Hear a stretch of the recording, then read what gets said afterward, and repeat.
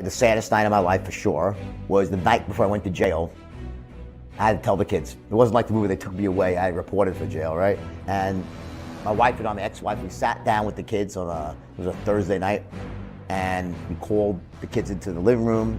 They're like, what's up, what's up? And I started telling my kids, I said, listen, a long time ago, that when I had that big company and I made some mistakes, and I didn't get even, as soon as I started getting even close to it, my daughter starts bursting out, hysterically crying. And my son was very young, and she just starts crying because my daughter's crying, and it's this terrible, like this just gut-wrenching scene where my daughter's like, no, she's all about ladder, and the kids are hugging me, and we're just like, just the worst thing you can imagine. When you tell your kids that daddy made a mistake, now he's got to go away, and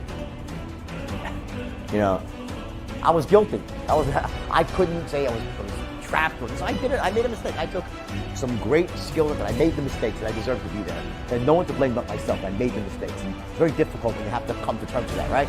And I think when people watch the movie The Wolf of Wall Street, it's important that they look at that movie and say, you know what? I get it. It's glamorous and it's fun. Because I'm not going to deny that it was fun. It was glamorous, yeah.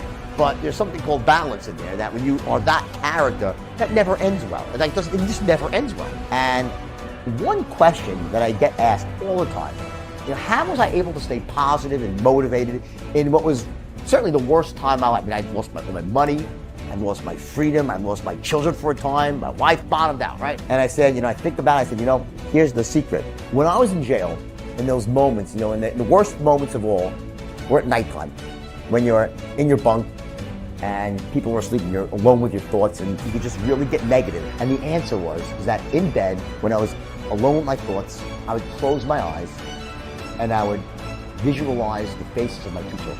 And I closed my eyes, I'd see their faces, and I knew I would let them down so badly, cause them so much pain. And I said, there's nothing I won't do. There's no length I won't go to prove to these kids that their dad can do it right, that their dad's gonna come back even better than before. And it was all about proving to my children that you could come back from failure, that you could make the world right, and I could be an example, make them proud of me. That was my why. It was all about my kids. And that's the secret. Your why, it's never about you. People will do crazy things, of course, they believe in. But for yourself, you can only go so far. My kid's in trouble, I'll run through a wall of fire and think twice about it. And that's step number one. You have to have a vision for you that inspires you. That makes you, so when you think about it, it just makes you jump out of bed and want to really have a life that is far better, far greater than it is today. That's your vision. That's step number one. The second thing is, and this is a big one, and what most people miss, you have to have a strategy, a plan that allows you to achieve your vision. I was on the beach one day in the summer in New York. There's a huge beach, Jones Beach, and it was a hot summer sunny day, and everyone's bitching and moaning because they have to walk about a half a mile to the concession stand. And with my friends, I'm like, I wonder what would happen if I went down here with some Italian ices and chipwicks and fudgicles, right? Seems like a good idea. I'll sell them for $1 a piece, Next morning, I wake up, I look at the yellow pages, back in no internet. I find some ice cream distributor. I take my old beaten up car down there. I go buy a styrofoam cooler, and I load up a cooler with a barrel of Italian ices and chipwiches and fudgicles, Milky Way Snickers, right? Put some dry ice on top.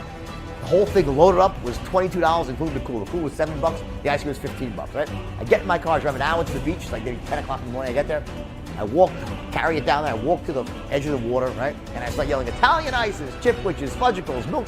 Within 1 hour, I sold out the entire cooler for $125. And I made $100 in 1 hour. And the year was 1978. Back then, minimum wage was $1.20 an hour. I was made more than my parents that day. I went back with 4 coolers, right? Who would, right? I got 4 coolers, right? So I loaded them up, went down, sold all those out. Made $400-500 my second day, changed my life. Here's the interesting thing. I told 4 or 5 friends about this, and here's the weird thing. They all went out and did it with me, but only one of them sold more than 1 cooler a day. The other, there's 5 people, 4 would sell 1 cooler and stop. Only one of them would go out like we hustle all day long and make these, $500 versus $100 a day. Why is that? Like, why would someone do that? They hear that you're young, none of us have money, and you have this opportunity in your sight where you can make big money and that can change your life. Yet most of them, 80%, stopped with 1 cooler. They were 1 cooler people. Only one of them was a 4 cooler person. That one of my friends. That comes down to that this last element of the sort of like the inner game of success. Like, what happens up here between your ears before you ever go out into the world and take action. and that is your standards. Some people, watch how this relates. Some people, they have a really bright vision, a bold vision, this great grand vision, right? Amazing, wow, inspiring. But they have low standards. They're not willing to do the work. A champagne vision and beer standards, right? And then you have the other sort of people, those with really high standards, but they lack a vision for the future. They don't have a vision that inspires them. So these are like the workers where they sort of have this champagne standards and a beer vision. It's about having a match between your standards and your vision. And the question always is, well, what should my standards be? It doesn't matter. They should be congruent with your vision.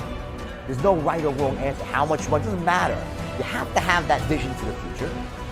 Number two, you have to have the strategies to make the vision a reality. But number three, you have to be able to share that vision with other people, to communicate the vision to people in a way that moves them to take action, to come help you achieve it, that gets them going, gets them pumped. There's a clip of Warren Buffett. It's actually Warren Buffett and Bill Gates. And one young lady asks Buffett a question. And she says, we're going out into the workforce. What can we do to make ourselves more valuable in the workforce? Good question, right? And Warren Buffett looks at her, and I think, okay, he's going to say, study your financial tables, learn how to be an expert on banking, whatever it might be, picking out companies, whatever, right? No. You know what he says? He goes, there's one thing you can do. Go take a course and study communication, sales, persuasion. That's what you're going to do, because that's a skill that they don't teach in college. They don't really teach, right? And it's the most crucial skill out there. In fact, as he says, when I got out of college, Warren Buffett says, I was a terrible communicator. I couldn't sell anything, right? So what did I do? He went out and took a course. Now back then, the gold standard was Dale Carnegie, right? This was many, many years ago. I took that course because it changed my life, because it allowed me to go out there and communicate and sell. Because here's the deal.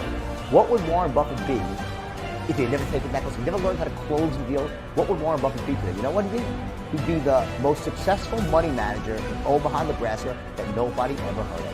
When someone like Warren Buffett, who's like the opposite of what you think a salesperson is, right, says that that's the skill. You want to do one thing to improve your life and really ensure that you get what you want in life, learn how to communicate, learn how to sell, learn how to communicate, learn how to sell, right? Because people, without that, you die with your music on your lips. You can't, it's like, it kills me, because there's so many people out there in the world that have these great ideas, right? They have this great passion inside, and they can make a difference in the world and a difference in their own life, their family, right? All this stuff they can do. And yet, because they lack the ability to communicate this idea, to sell their idea to other people, they end up locking it, keep it locked inside, and they die without ever expressing it. To me, that's the saddest thing. My wife now is my inspiration. Like, one of the things that she said to me was so funny is when we first met, wow, I have never met someone that is so fearless. Like, you have all this stuff and you're just plowing forward, you're fearless. And sweetheart, I said, I'm scared shit. Let me stop letting it stop me. I am scared. And that's what courage is all about. I let my fear plow me forward, push me forward. And that's something you have to reframe in your own. It's really a reframe about what fear is, what pain really is. Pain is the greatest motivating force in the world. But if you're going to go into denial and become numb yourself to the pain, you're going to live a smaller and smaller life until one day when you're old in bed and ready to die, you'll look back at all the things that you could have done, you should have done, you would have done, and you didn't do because you thought, well, you know what, I'm okay. I'm doing decent. It's not so terrible as people worse. You know what, fuck that. Don't live that life. Don't be the person that looks back and has regret and didn't take action to get what they truly want in life. When you're not feeling massive pain, human beings tend to just sort of, well, I'll stay pat. Don't do that. Take the pain, take the bitter pill, because you know what? That bitter pill will end up being sweet. And if you're living that life, you're 25, 28 years old, or 22, you don't know how old you are, 40 years old, right? And you're in this sort of dead-end job. It's not what you want to do. Don't think for a split second that this is your lot in life, that you have to stay on this road. At any moment in time, you can make a decision. You can get off that road and start going down a completely different road. And you know what? Yeah, there'll be some pain, there'll be some lack in your life. And you know what? That's what will drive you to greatness. It starts by having the vision for the future, to really see your life better than it is right now. And that was my secret. And that is going to be your secret too. When you find that why, once you have that power, then you will definitely achieve your vision, no matter what. It might not happen overnight, but it will happen. I promise you.